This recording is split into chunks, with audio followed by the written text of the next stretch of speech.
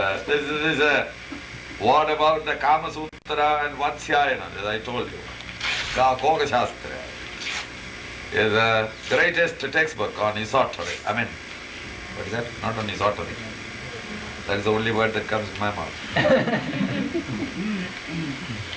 Rot. I have got a desire for lust with women. That is a way to ask the question, because you are feeling the problem. I tend to get attached to them too easy. Thus, leading on them, my mind is distracted during important lectures. How can I rid of these vasana? Now look, you are on the beginning of ending the vasana. First thing is to become conscious of it. 4 years ago or 3 years ago, you were not conscious of it.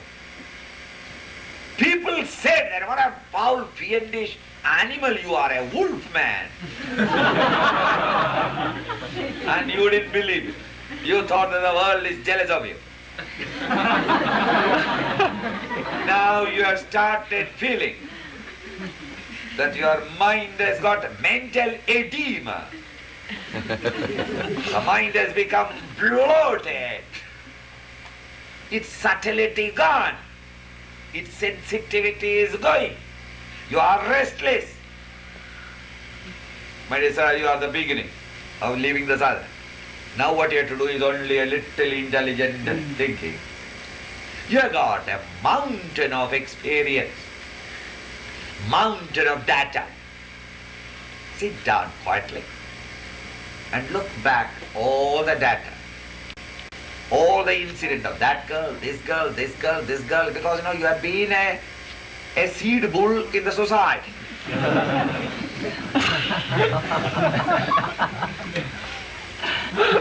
Think of the whole thing. Shameless mating of them all.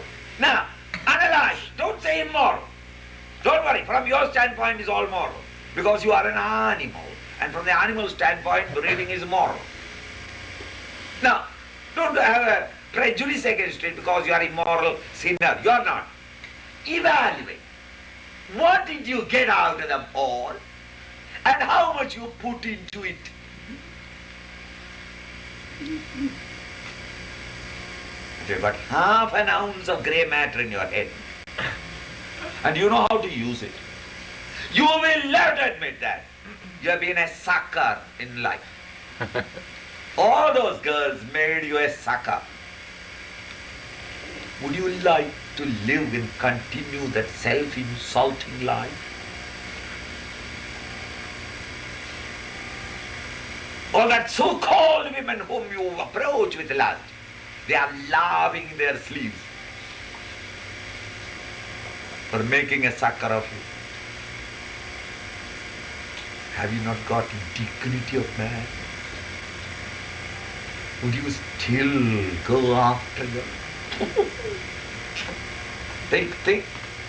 In what incident in your such extramarital sexual relationships did you really enjoy or really get joy out of it without hang-ups?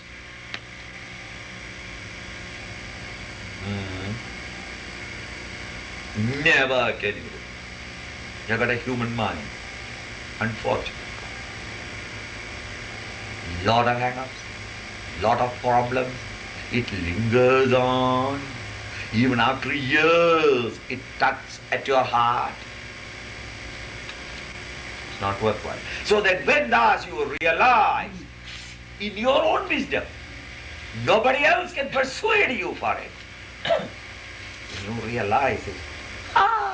This is only a burning, what do you call that? A hot brick that I am hugging on. You drop. You maintained it till now with self-hypnotizing thoughts that I am very virulent, I am very masculine, I am very man. I want all the girls and all the girls are running after me. this sort of a stupid idea that you are the body, and beyond the body there is no manliness in you. You really suspect your own manliness. When you know that you are a man, you don't want any demonstration. All such sex perverts are people who themselves are not very confident of their own virility. They want to prove it. They want confirmation now and then. They are the type of one who inquires of the girl. Did you enjoy? How did you like it? Why? They want confirmation. They are not very sure about themselves. They are suspecting they are men or women. When you are really virile and really masculine, you don't want any confirmation from anybody. I am not saying that sex will not be there, but it will not be like this, such a total preoccupation. The end all and be all of life. That there is no existence above that level, below the belly. You start taking more active interest in life. Therefore, don't consider that it's a wonderful thing, and that understanding when it comes, so only understanding is the antidote for misconception. Think in terms of that. In our acceptance of many paths to the Lord, how does a philosophy such as Taoism fit into the picture? In my studies of Taoism, it reveals, I find, so many virtues of life similar to Vedanta, such as discrimination between what is permanent and what is impermanent, dispassion for the fruits of one's efforts, avoiding extremes or overindulgence called clinging tight to the root, pairs of opposites, where one is born or the other, desirelessness and actionlessness, single-pointedness of the mind, faith in the knowledge of the ancient masters, working with nature rather than against it, realization of the Lord, Tao, and the self as one, etc., etc., etc. In our acceptance of many paths to the Lord, how does a philosophy such as Taoism fit into the picture? I would be able to say, because I have not studied Taoism. Taoism is revealed to find it. If these are there, then it is acceptable to Vedanta in any, entirely.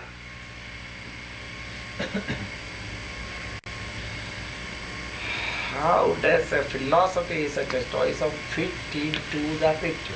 Why not? So instead of all the other gods and goddesses, there is another altar, Tao. How do you pronounce it? Tao. Tao. All right. Taoism. Tao. Oh, Tao. Tao. Tao. All right. Is it China, isn't it? Yeah. That is why I didn't study it either.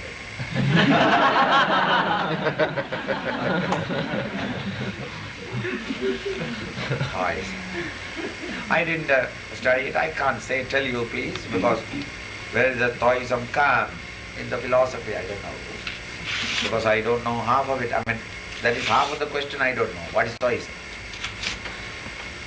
If these are the main points, then it is common to. It must be of the same category or order or quality of the other yogas. I don't know. Kindly explain the pros and cons of non-vegetarianism according to Vedanta. When I go visit my American friends, they serve meat for dinner and so. It makes me feel guilty if I eat it. If I don't eat, it offends them and they get insulted that I don't get what they served me. Therefore, inform them early. Why not? Supposing your doctor has advised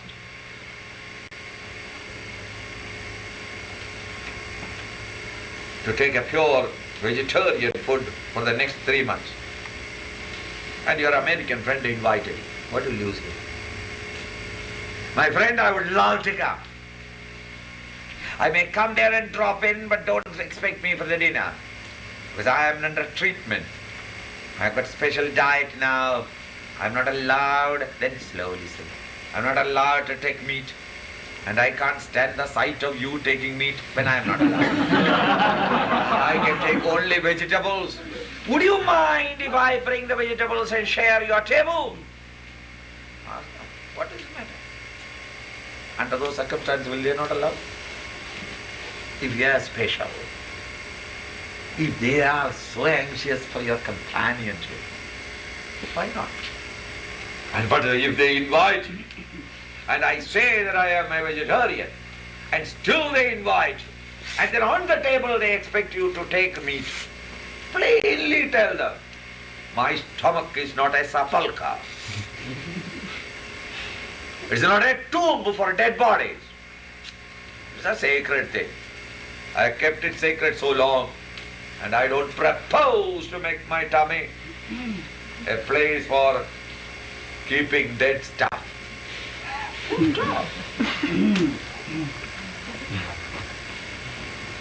They will be very unhappy. But then that is the answer to be given, because they promised me vegetarian and there is no vegetarian food. Stay in your faith. Everybody will respect. Don't say sentimental. That girl came and demanded, therefore I thought that you poor thing, I obliged her. You are characterless fool.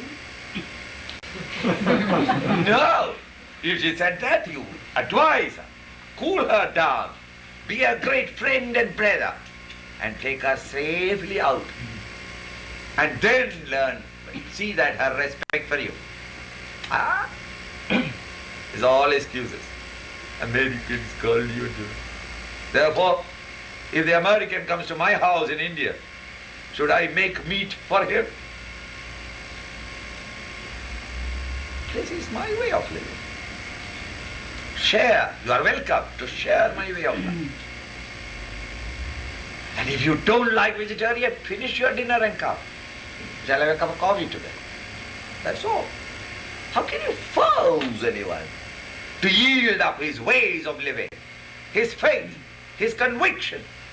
That is not friendship. That is a serious matter. You are asking me to be somebody other than me. If you want somebody other than me, why did you invite? Wrong address. By phone number, wrong phone number you called me, is it? Didn't you know that I am me? And you asked me to behave as though I am not me. Somebody whom you want, or you've understood me to be. I am a vegetarian, full stop. By conviction, by my intellectual understanding, by my breeding, by my living, by my philosophy. What is wrong with it?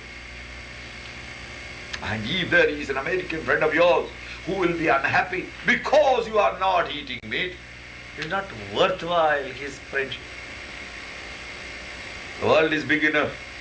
You can afford to kick out such unfriendly friends who can't appreciate and respect your feelings. Then what way are you obliged to respect his feelings?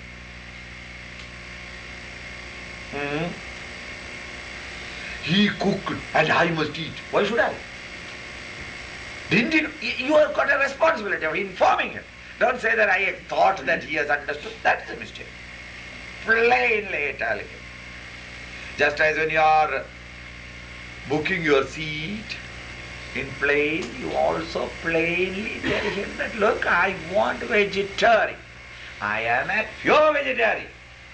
No eggs, no fish, no meat. Give instructions complete. And still when you are flying you didn't get it, you complain. You make it a point that you complain. You will be given. So that is not right. Or even you can ask for the ticket money back. They will be happy if you are not asking for something more. That the mental agony I suffered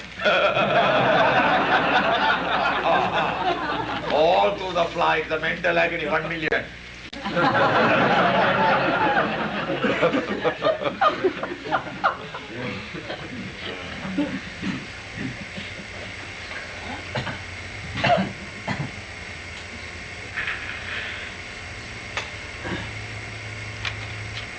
Twice you have used the example of Adam and Eve to illustrate how egocentric desires, I want, come between the subjective and objective mind, thereby creating vasanas.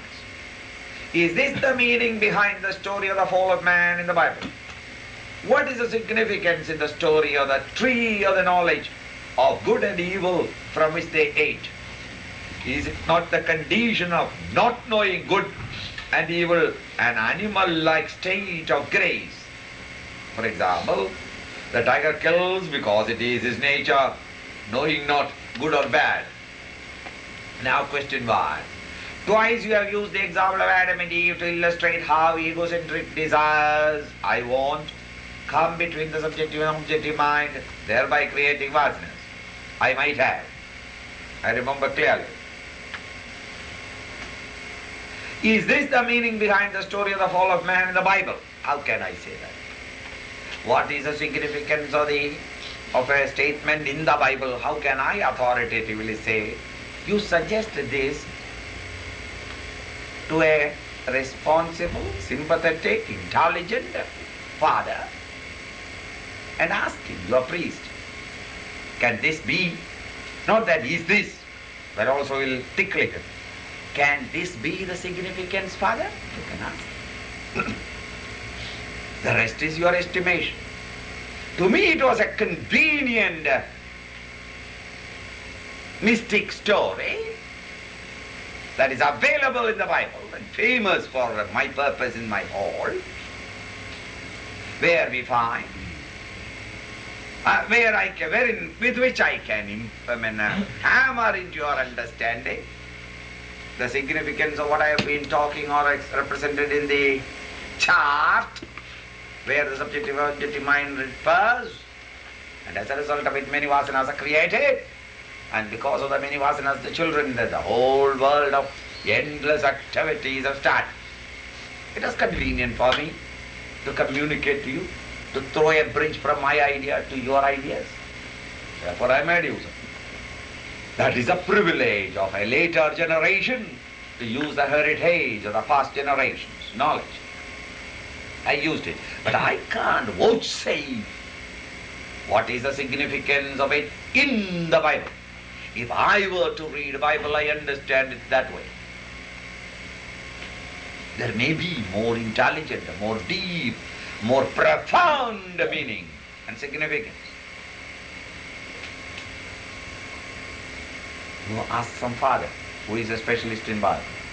What is the significance in the story of the tree of knowledge of good and evil from which they ate?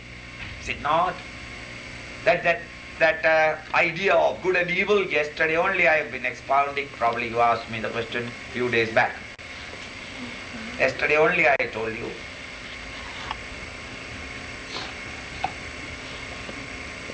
It is natural for human mind to have these likes and dislikes. Raga dveshau vyavastitau. Like and dislike, meaning good and evil. I like this, I don't like. To me that is evil, dirty, bad. I hate it. And this thing is good, noble, love. I love it, I like it. Yesterday I explained. What is it that you like?